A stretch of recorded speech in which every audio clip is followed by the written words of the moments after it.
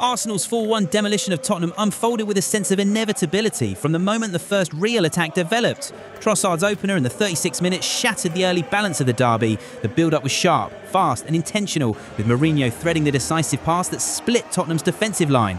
Trossard stayed calm under pressure, sliding the ball into the net as the Emirates erupted. That goal didn't just give Arsenal the lead, it tilted the entire match. Tottenham's confidence visibly shook and Arsenal immediately sensed the weakness. The shift in momentum was so pronounced that every Arsenal touch afterward carried more weight, more threat and more edge. The tension escalated again just before half-time when Eberechi Eze stepped into full command of the match. At the 41-minute mark, he carved through Spurs' midfield with a smooth, almost effortless glide before planting his finish into the corner.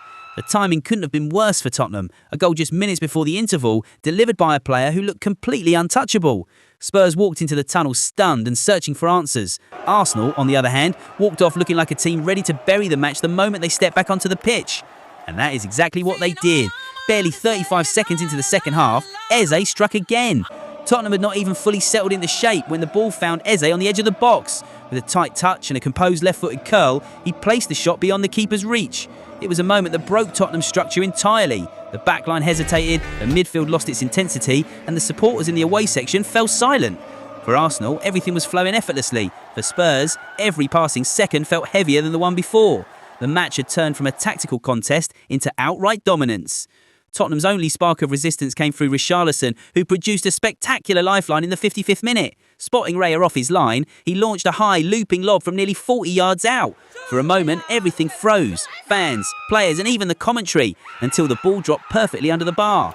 It was a remarkable goal, the kind that would normally shift a match's emotional direction, but even that moment of brilliance felt like a temporary escape, not a comeback. Arsenal didn't flinch. They absorbed the shock, reset their shape and resumed controlling every inch of the pitch. The tension returned to its peak with Eze's final blow in the 76th minute. His third goal, the one that completed the hat-trick, came with the same cold precision as his previous strikes. He picked his angle, curled the shot and watched it bend past the keeper with a confidence that Tottenham simply had no answer for. This wasn't just a goal, it was a statement. Eze became only the fourth player in history to score a hat-trick in a North London derby, and the crowd knew they were witnessing something unforgettable. Tottenham's manager Thomas Frank stood motionless on the touchline, fully aware that the match had slipped far beyond his team's reach. Afterward, he could only apologise to the fans and admit that the performance was nothing like he expected.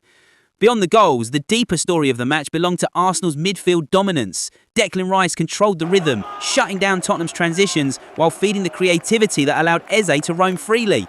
Every move looked coordinated, every pass purposeful. Analysts praised the discipline, the spacing and the sheer clarity of Arsenal's game plan. Eze himself later described the night as special, admitting that he had prayed for a performance like this, made even more meaningful by the presence of his family in the stands. With the win, Arsenal extended their Premier League lead to 6 points, delivering a statement that echoed far beyond North London. This wasn't just a derby victory, it was a declaration of intent.